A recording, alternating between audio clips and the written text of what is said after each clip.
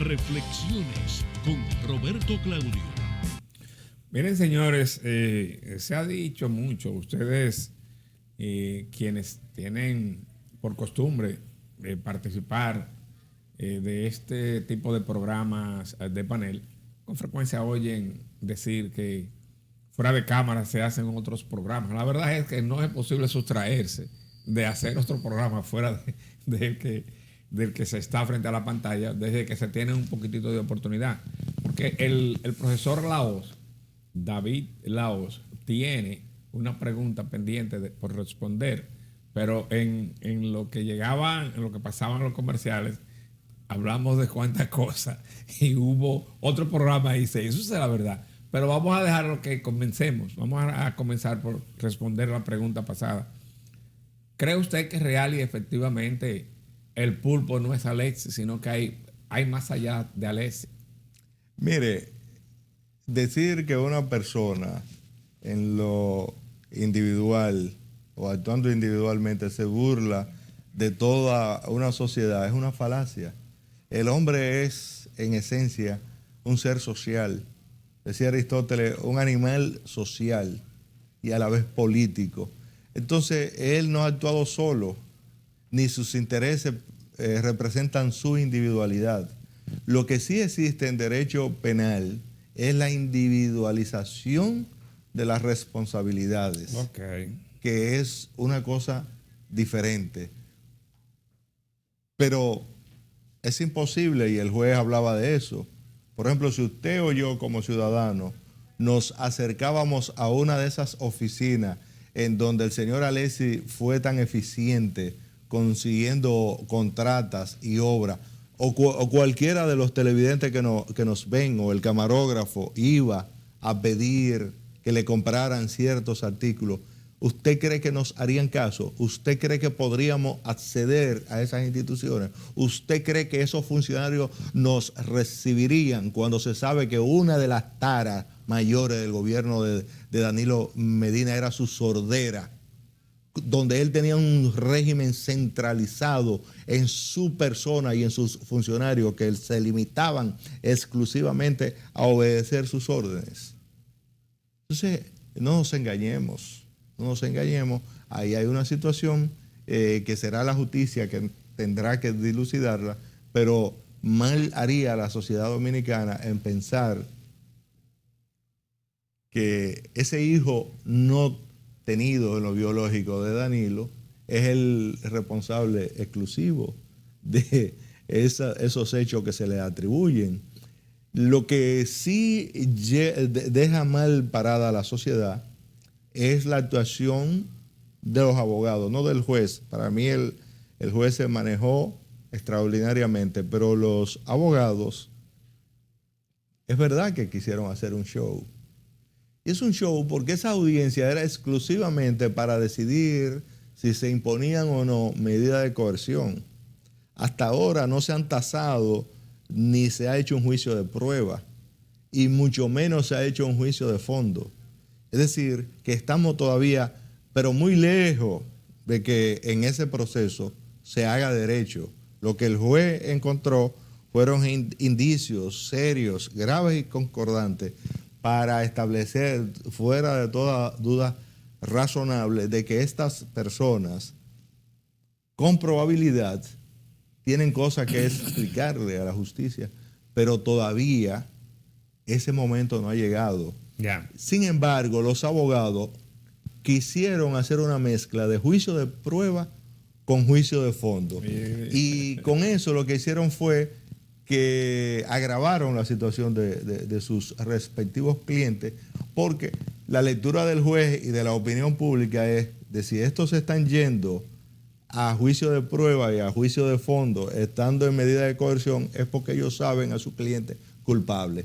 Y resulta que si ese fuese el caso, entonces ellos debieron negociar el tema de las medidas de coerción y lo del juicio, como lo hizo uno de los imputados que ha comenzado a colaborar con la Procuraduría y en ese sentido recibió un trato mejor y no hubo necesidad de someterse a las 30 horas que hubo ahí de juicio de dime y te diré en un asunto que no lo ameritaba. Ahí lo que se buscaba era saber si había razones para meterlo preso. Eso es todo. Entonces el juez determina si hay razón para meterlo preso. Sí, no ya. sí. Mire, el presidente de la República, Luis Abinader, como usted sabe, bueno, pues acaba de presentar unos proyectos que va a enviar al Congreso en procura de que se establezcan nuevos mecanismos legales de persecución de la corrupción administrativa.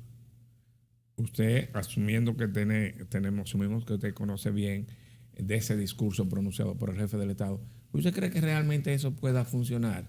No, es que no bastan las leyes que hay, porque aquí muchas veces lo que se ha dicho es que de leyes estamos bien, lo que se requiere es que se cumplan las leyes.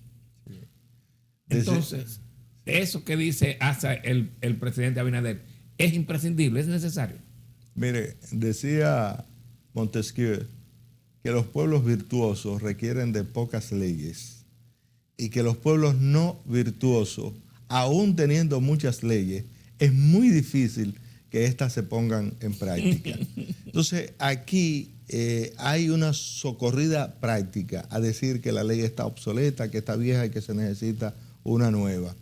Esa nueva se tarda muchísimo tiempo discutiéndola en el Congreso, pero cuando finalmente llega, lo único que hace es quitar el peso específico que tenía sobre sus violadores y hacerla más blanda, además de que exonera por el principio de irretroactividad de la ley. Es una manera de indultar corruptos, como también es un contrasentido la propuesta del presidente de eliminar algunas instituciones públicas que están creadas por ley y él quiso quitarla por decreto y tiene comisiones para eliminarla, pero que entonces es contradictorio porque entonces le puso presupuesto para el año entrante porque la ley así lo prevé. Entonces,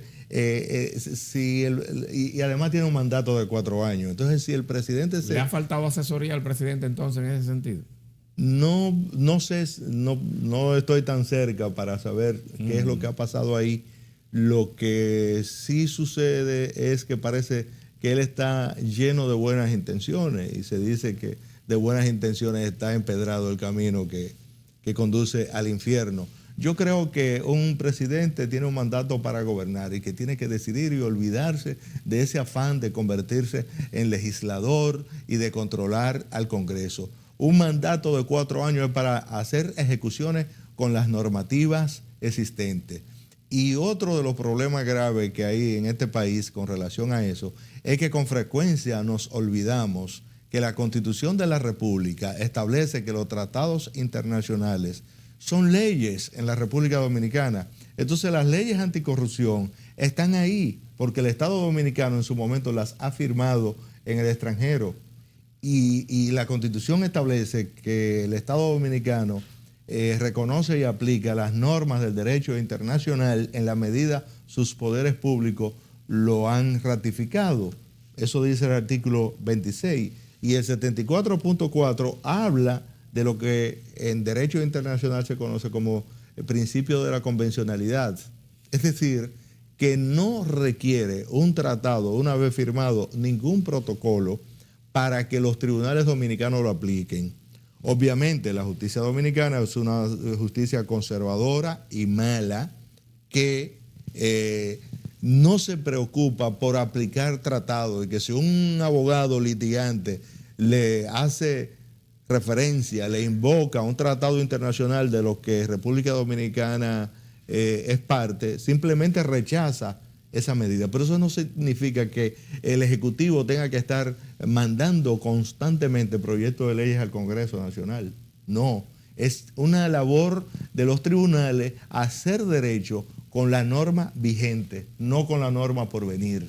Bueno, la verdad es que estamos aprovechándonos del profesor David Laos porque estamos recibiendo nosotros y ustedes en sus hogares una verdadera cátedra de derecho que nos ayuda a entender lo que está ocurriendo a propósito de estos temas de corrupción administrativa que hoy día están en la palestra. Hay otros temas interesantísimos que nosotros quisiéramos que el profesor nos analice y nos dé su pincelada, pero tenemos que irnos a la pausa. Al regreso, nosotros tenemos unos detalles muy interesantes que aún nos quedan por tratar con el profesor David de la Hoz.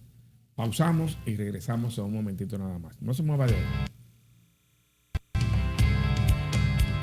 Reflexiones con Roberto Claudio.